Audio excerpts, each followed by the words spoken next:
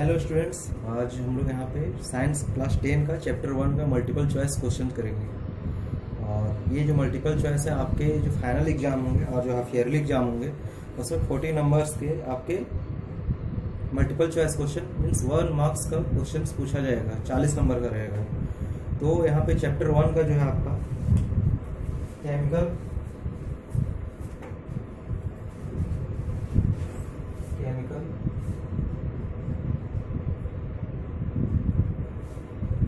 Equation and reactions, ये जो chapter 1 है रासायनिक समीकरण और अभिक्रियाएं जो हैं उसके बारे में हम लोग यहाँ पे देखेंगे। जो इसमें सबसे पहला क्वेश्चन है जो मैं यहाँ बोर्ड पे लिख रहा हूँ उसको हम लोग देखेंगे, उसको समझेंगे। एक क्वेश्चन से हम लोग बहुत सारे क्वेश्चंस को जानेंगे। ठीक है, यहाँ पे हम लोग का ये मोटो नहीं है कि सिर्फ एक क्वेश्चन है तो उसी को हम लोग रटें। एक क्वेश्चन का उसमें 3-4 क्वेश्चन ऐड होगा, उसको हम लोग देखेंगे और समझेंगे। तो जो सबसे पहला यहाँ क्वेश्चन है दिया हुआ वो ये बोल रहा है कि Fe2O3 और प्लस में Al, ये जो है और प्लस 2L। तो इसमें जो यहाँ पे रिएक्शन आपका दिया हुआ है, राइट। हाँ, फेरस ऑक्साइड और आपका जो यहाँ पे एल्युमिनियम है, इसका जब रिएक्शन करवा रहे हैं तो क्या बन रहा है और ये किस तरह का रिएक्शन है ये पूछा गया है। Which type of reaction, which type of reaction, ये किस तरह का रिएक्शन वो जानना है। तो सबसे पहले टाइप्स ऑफ रिएक्शन जानेंगे कि होता क्या है। तो सबसे पहला होता है आपका कॉम्बिनेशन रिएक्शन, ठीक है। दूसरा जो होता है आपका डीकम्पोजिशन रिएक्शन, और फिर आता है आपका डिस्प्लेसमेंट रिएक्शन, और एक होता है आपका double displacement reaction, double displacement reaction ये होता है। इसको बोलते हैं आप संयोजन अभिक्रिया, संयोजन अभिक्रिया। ये जो होता है इसको बोलते हैं वियोजन अभिक्रिया, वियोजन अभिक्रिया। इसको बोलते हैं आप विस्थापन और इसको बोलते हैं आप द्विविस्थापन, द्विविस्थापन अभिक्रिया, ठीक है। तो यहाँ पे देखिए क्या होता है कि यहाँ पे जो आपका रिएक्शन है वो आपका डिस्प्लेसमेंट रिएक्शन, डिस्प्लेसमेंट में यहाँ पे होता है विस्थापन, मतलब कोई एक एलिमेंट जो रहेगा वो दूसरे एलिमेंट को वहां से हटा के उसका स्थान ले लेगा, उसको आप बोलते हैं विस्थापन अभिक्रिया, ठीक है। यहाँ पे आप देखेंगे कि एल्युमिनियम यहाँ पे अकेले था, तो एल्युमिनियम के साथ यहाँ पे कौन आ गया, ऑक्सीजन। एल्युमिनियम के साथ यहाँ पे कौन आ गया है, ऑक्सीजन आ गया है, और ये जो है आयरन वो अलग हो गया है। तो यहाँ पे क्या हो रहा है, यहाँ पे विस्थापन अभिक्रिया हो रहा है, ठीक है। तो इसका आंसर जो होगा विस्थापन अभिक्रिया, विस्थापन अभिक्रिया हो रहा है, ठीक है। पहला का आंसर ये होगा विस्थापन अभिक्रिया। दूसरा नंबर जो क्वेश्चन है वो यहाँ पे पूछ रहा है कि लोह चूर्ण पर अगर आप क्या डालते हो, डाइल्यूट हाइड्रोक्लोरिक एसिड डालते हो, डाइल्यूट हाइड्रोक्लोरिक एसिड डालते हो, तब क्या होता है, तब क्या होता है, मतलब आप आयरन पे, आयरन चूर्ण जो है, आयरन डस्ट जो है उस पर अगर हाइड्रोक्लोरिक अम्ल डालते हैं तब उसमें क्या होता है, क्या होगा बताइए आप। ठीक है, आप सोच के बता सकते हैं। आप अगर चैप्टर पढ़े हैं तो वीडियो को पॉज करके उसको सोचिए, पीछे रिवीजन करके देखिए कि क्या होता है इसमें, ठीक है। इसका आंसर जो है क्या होगा वो बताएं जल्दी से।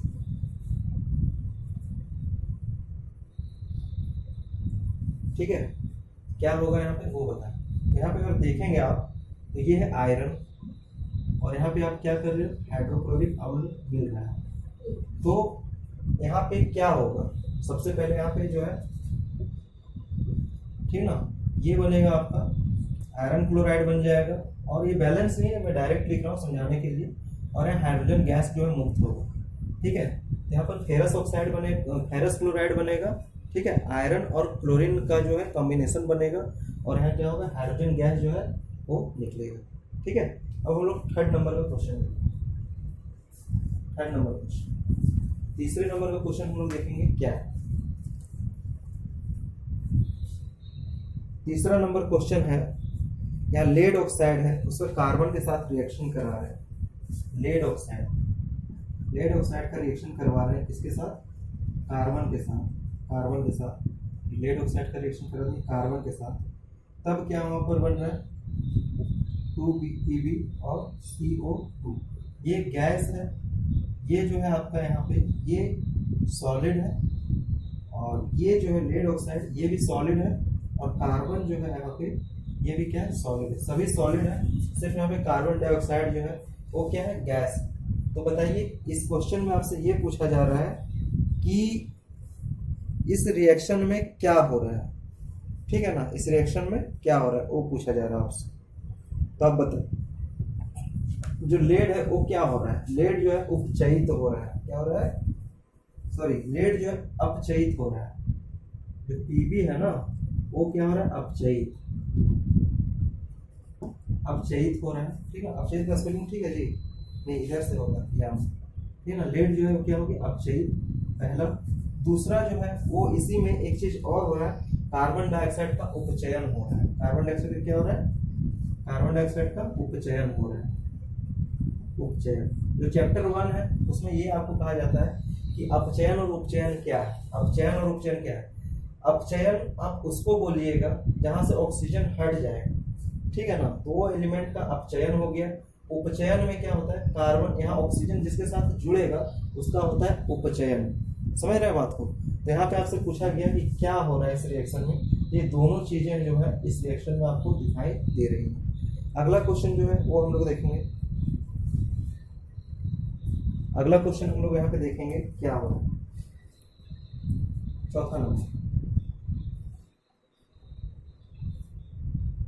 रासायनिक अभिक्रिया में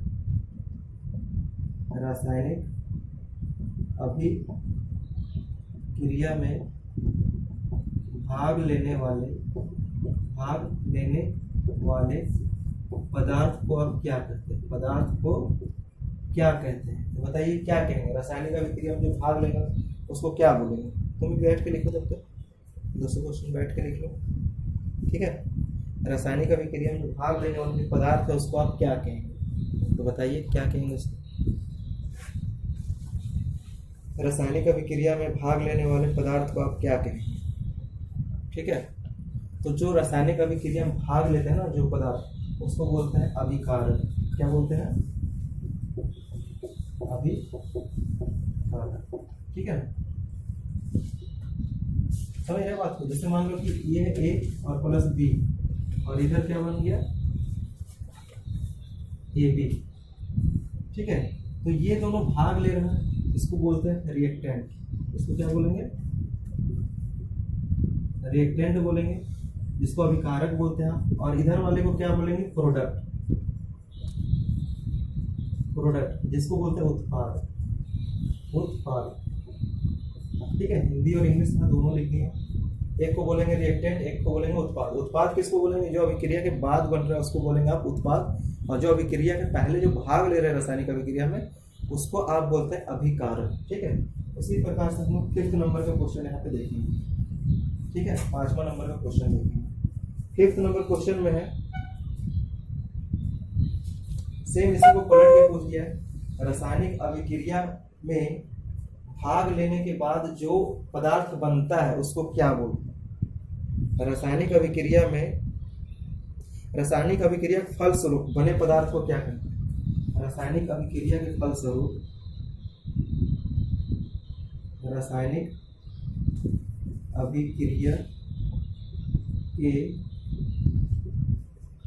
फलस्वरूप बने पदार्थ को क्या कहा जाता है?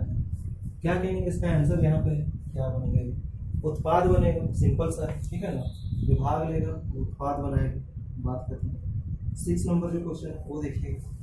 6ठा नंबर क्वेश्चन में क्या कहा जा रहा है?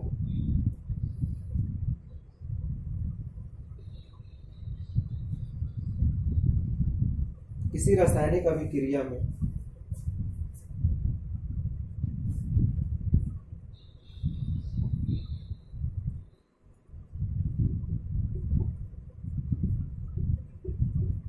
किसी रासायनिक अभिक्रिया में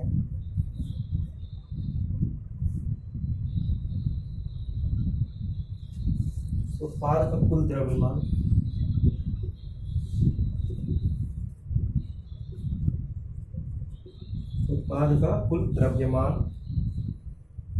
अभिकारक का द्रव्यमान होता है। अभिकारक के द्रव्यमान के, यहाँ खाली जगह है, होता है क्या होता है भाई, देखना। मान लीजिए कि ये 1 kg है, जो यहाँ पे एलिमेंट है आपका, 1 मिनट, ठीक है, जो यहाँ पे ये एलिमेंट है, ये मान लो आप 1 kg, ठीक है। बी जो एलिमेंट है वो भी मान लो आप यहाँ पे कितना kg है, 1 kg, लेकिन यहाँ पे जो प्रोडक्ट बनेगा वो क्या हो जाएगा, 2 kg होगा। लेकिन यहाँ पे एक चीज ये है, इस प्रोडक्ट के रिएक्शन से एनर्जी रिलीज नहीं हो रहा है, तभी ये 2 kg होगा पूरा। अगर एनर्जी रिलीज होगा तो कुछ ना कुछ वहाँ कंबस्शन होगा, जलेगा, ठीक है। तो यहाँ पे वैसा कुछ लिखा हुआ नहीं है, तो इसी कारण से यहाँ पे आप लिखोगे कि द्रव्यमान के बराबर होता है, बराबर हो, ठीक है। द्रव्यमान के क्या होगा, बराबर। समझ रहे बात को? चलिए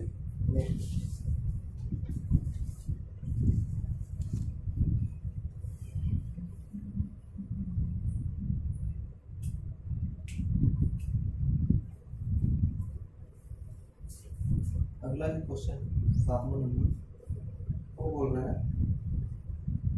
CH4 + 2O2 ये मिलके क्या बना रहा है, CO2 और H2O, और क्या दे रहा है, एनर्जी दे रहा है।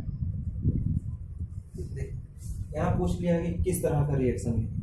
अभी वीडियो जब चालू हुआ था तो उसी में आपको बताया गया था, हम एक क्वेश्चन में 2-3 क्वेश्चन देखें, ठीक है, या 2-3 क्वेश्चन कोई घुमा के यहाँ क्वेश्चन बार आपसे पूछा जाता है, ठीक है। तो ये देखिए यहाँ पे क्या बोला, ये है मीथेन और ये है ऑक्सीजन। ये दोनों का जब रिएक्शन होता है तो कार्बन डाइऑक्साइड बना है, वाटर बना, और क्या बन रहा है, एनर्जी यहाँ पे निकल रहा है। जब एनर्जी निकलेगा, कोई भी रिएक्शन से जब एनर्जी निकलता है तो उसको हम लोग बोलते हैं एक्सोथर्मिक रिएक्शन। एक्सोथर्मिक रिएक्शन मतलब इसको बोलते हैं ऊष्माक्षेपीय अभिक्रिया, ठीक है।